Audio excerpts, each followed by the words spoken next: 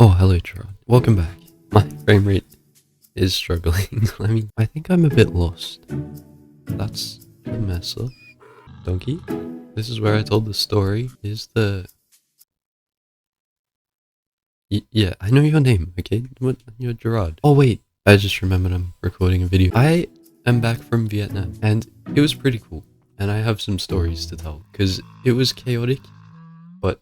Gerard, I'm talking. But my summary is that Gerard, I'm going to tell the viewers something. Australia is very cool, but really, um, this video is rated PG.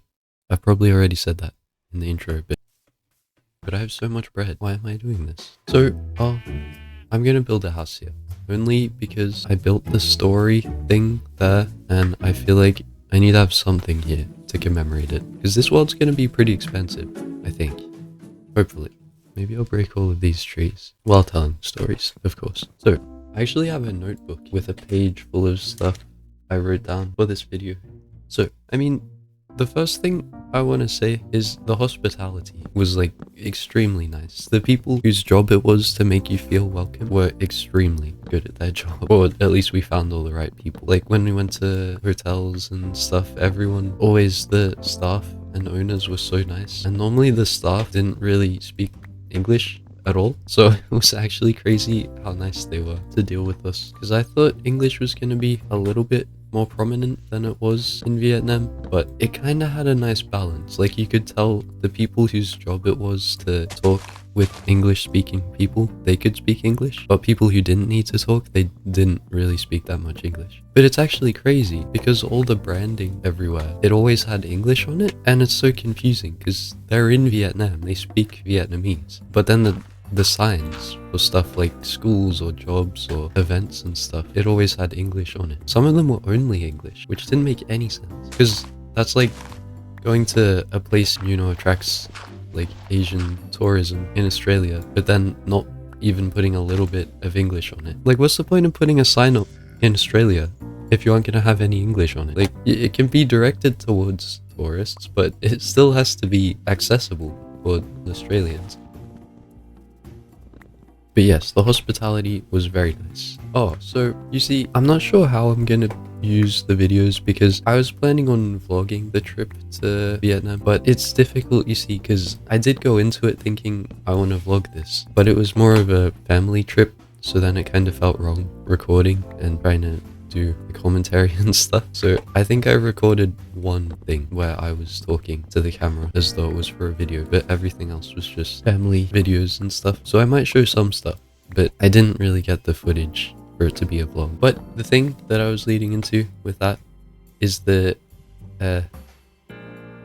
traffic. I'm not sure if you've ever been to an Asian city or country, but the traffic was actually insane. I've never seen anything even remotely similar to it in Australia, because I need to do a visual representation for this. So imagine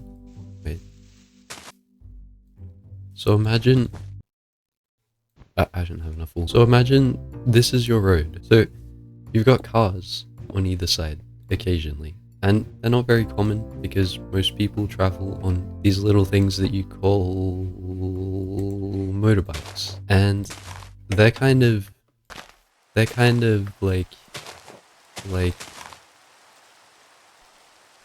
seriously, they're kind of like, if the cars are here, they're kind of like, and then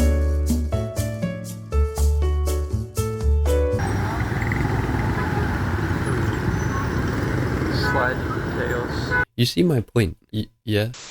But it was actually pretty cool because when we got back to Australia, it just felt like, what are we complaining about? The traffic is literally in the negatives compared to Vietnam. But luckily, Mum and Dad didn't have to do any driving because we used a service called Grab, which is a very suspicious name, but it was basically just Uber in Vietnam. You just ask for whatever type of vehicle you want and it arrives within like a minute and a half. So yes, traffic was pretty crazy, but it wasn't really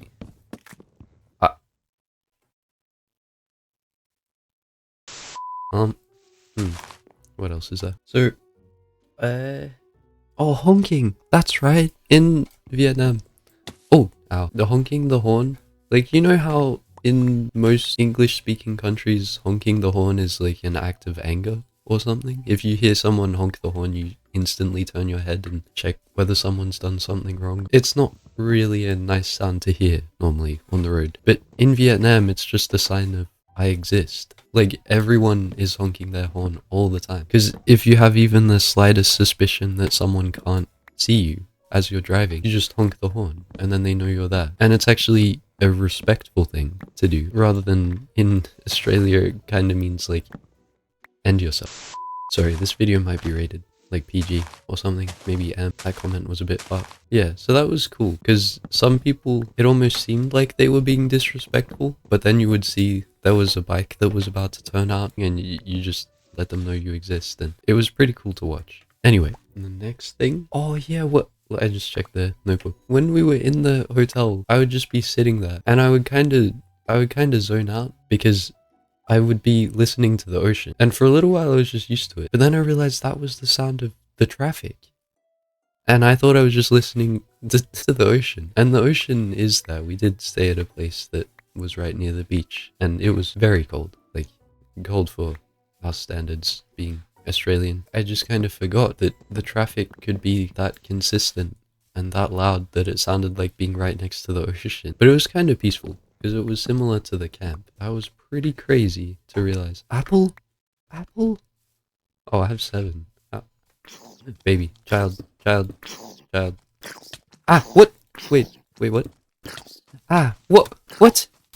How did it get me? Die. Die. What? Ah, wait. Ah, that was the actual worst fight I've ever. There's another one. There's another one. Okay, I escaped this time. Okay. I didn't have a weapon that time. I have a shield. What am I doing? Please don't tell me there's a child spawner somewhere. Wait. I didn't mean it. I didn't mean it like that. I meant like a mob spawn. Also, I've switched back to my old microphone for this video because of Aiden's suggestion. And I'm not recording with Audacity. He keeps telling me to do that, but I'm not, because I don't want to. Oh, so then there was, if you go into a shopping area, or any sort of shopping area where they would sell any sort of product, there would always be, you know how in shopping centers you go past that occasional place that has someone standing out the front trying to sell you stuff? And they're normally pretty respectful, but you can tell that they don't really enjoy their job, because it's difficult just asking random people to please, like they're literally begging for someone to buy the stuff they're trying to sell. And in Vietnam, it's like that, but every single shop, no matter what size it is, has at least like 1 to 2 people doing that job. And it's so difficult because they're all really good at their job until you get used to it. Like, they're constant in your ear when you walk through a shopping area. Like, they know the lines that would get you interested. But after like 2 or so days, my family got used to it. And I'm pretty sure you would be used to that your whole life if you lived in Vietnam, because it's pretty overwhelming. And some people take it a little bit too far, almost. Like, there were some people who were trying to sell tickets to go on a boat ride on a river, and they kept targeting me and my family, because families are very easy targets for that sort of stuff. And we never actually gave in to it, and we never really gave them any chance to think we were interested. But most people, what they would do, they would like ask if we wanted it, and mum or dad would say no, or my sister or I, like multiple of us would say no. And then they would sort of just walk in the same direction as us in front of us. And then after 20 seconds of walking in the same direction, they would just ask again. And it was kind of like they had memory issues, but they didn't. They just knew that that works on most people. It didn't work on us, but it would work. Would work? How much would a woodchuck chuck? A woodchuck could chuck wood. Anyway, salespeople are pretty good at their job. Oh, I need to get back to... Oh, sunset. This is the second sunset of the video. Anyway, What else is there? Oh yeah, so next thing, the food. Obviously, it's a foreign country. The food was very nice. I have to say, it was pretty good everywhere we went. And there would have been a few places that normally, if you spent a lot of time eating there, they would make you feel not that great. But most places were surprisingly healthy. And the price. So their currency is dong. You might not have heard of it, but the conversion is, I think it's something like 100,000 dong is $6 Australian, which is a pretty significant difference in terms of the amount of zeros. And it also meant that when you would see something being sold for 100,000 dong, your first instinct is to go, that looks insanely expensive. But then you look at it and you convert it and you realize it's actually extremely cheap. Oh, villagers? I'm not meant to... Oh! There's quite a few of them. This might be the first video where Gerard doesn't get let out of the hole once. I got told by someone yesterday that armadillos eat spider eyes, which is very interesting. Are they scared of me eating? Oh. Wait, what do they get scared of? Oh, sprinting. Sorry. But they aren't scared by jumping? How does that make sense? So it's instant. I see. Anyway, back to Vietnam technically. Sorry, armadillo. So, the next thing, my family bought for me a couple of shirts. One of them said, "Good morning, Vietnam!" And a couple of them were just cool. One of them had red on it, of course, sticking to the brand. And one of them was about traffic lights, because in Vietnam, no one follows traffic lights. You would question it, but it's not really something to question. You can't really question anything there, because it's just what they do and what they've always done. They don't really have like police or speed cameras or anything like that. There's really not that many rules when it comes to roads and stuff. You know, the best way to explain it is if you imagine a river and how the river flows all in the same way, and the only rule the water has is to not disrupt other water. And that's the same with like fish in schools and stuff. They go together in the same direction, and there's no rules about what they can and can't do. It's just don't disrupt. Just keep the flow of the group, you know? That's kind of what it felt like. Anyway, I just need a second. So, how's your day been? You have until this pillar breaks. That's crazy, I don't remember asking. Because I have dementia, and I did in fact ask. And then there was the music. There was a lot of karaoke, which was pretty cool to hear, because they are definitely significantly better singers than anyone in Australia, probably everyone in Australia.